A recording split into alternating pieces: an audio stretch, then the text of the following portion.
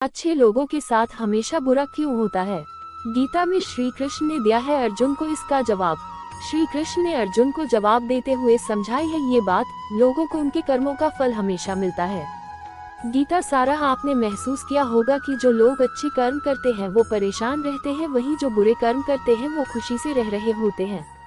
अच्छे कर्म करने वाले परेशान होते हैं कि आखिर उन्हें इतनी परीक्षा क्यों देनी पड़ रही है, जबकि जो अधर्म की राह में है वो खुश है और जिंदगी का लुत्फ उठा रहे हैं। अगर आपके मन में भी ये सवाल आया है तो आज हम आपको इसका जवाब देंगे। ये जवाब वो है जो भगवत गीता में लिखा है और श्री कृष्ण ने अर्जुन को दिया था। भगवत गीता में वर्णित कथा के अनुसार जब भी अर्जुन के मन में कोई दुविधा होती थी तो वो श्री कृष्ण के पास पहुंच जाते थे।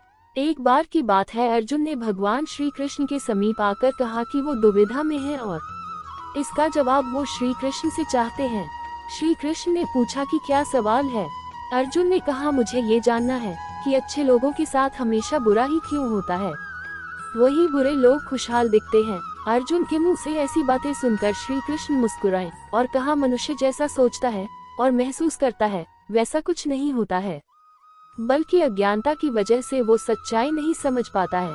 अर्जुन उनकी ये बात समझ नहीं पाए। इसके बाद श्री कृष्ण ने क्या कहा वो जानते हैं। श्री कृष्ण ने अर्जुन से कहा, पार्थ, मैं तुम्हें एक कथा सुनाता हूँ, उसे सुनकर तुम समझ जाओगे कि हर प्राणी को उसके कर्म के हिसाब से ही फल मिलता है। प्रकृति हर किसी को अपनी राह चुनने का मौका देती है।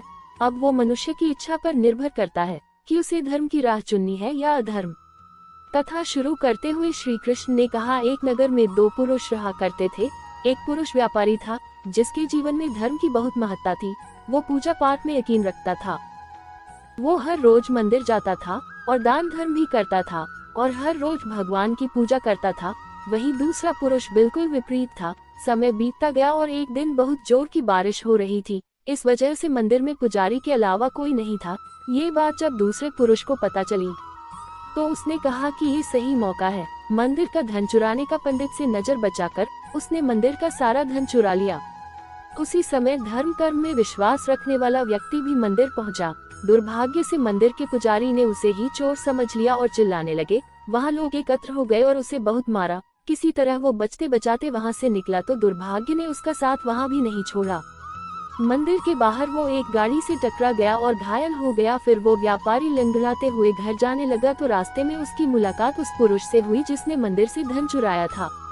उसने कहा, आज तो मेरी किस्मत चमक गई, एक साथ इतना सारा धन मिल गया। ये सब देखकर उसे बहुत बुरा लगा और उसने अपने घर से भगवान की सारी तस्वीरें निकाल दी।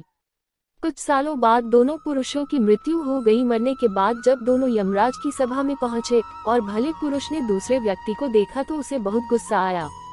उसने क्रोधित होकर यमराज से पूछ ही लिया, मैं तो हमेशा अच्छे कर्म करता था, दान में विश्वास रखता था, उसके बदले जीवन भर मुझे अपमान और दर्द ही मिला।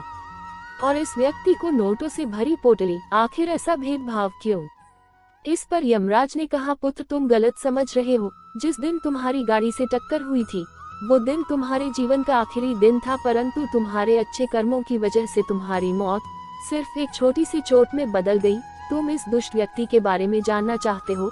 दरअसल इसके भाग्य में राजयोग था, मगर इसके कुकर्मों और अधर्म की वजह से वो सिर्फ एक छोटी सी धन की पोटली में बदल गया। कथा सुनाने के बाद श्री कृष्ण अर्जुन से कहते हैं, पार्थ, क्या अब तुम्हें तुम्हारे सवाल का जवाब मिल गया? ऐसा सोचना कि भगवान तुम्हारे कर्मों को नजरअंदाज कर रहे हैं, ये बिल्कुल भी सत्य नहीं है। भगवान हमें कब क्या किस रूप में दे रहा है मनुष्य को समझ में नहीं आता है, मगर आप अच्छे कर्म करते रहे तो भगवान की कृपा हमेशा बनी रहती है। इसलिए अपने अच्छे कर्मों को बदलना नहीं चाहिए, क्योंकि उसका फल हमें इसी जीवन में मिलता है। इसलिए मनुष्य का फर्ज है कि वो हमेशा अच्छे कर्म करते रहे, क्योंकि श्री कृष्ण ने गीता में भी बताया है कि किसी के द्वारा किया गया कर्म बेकार नहीं जाता है, चाहे वो अच्छा हो या बुरा।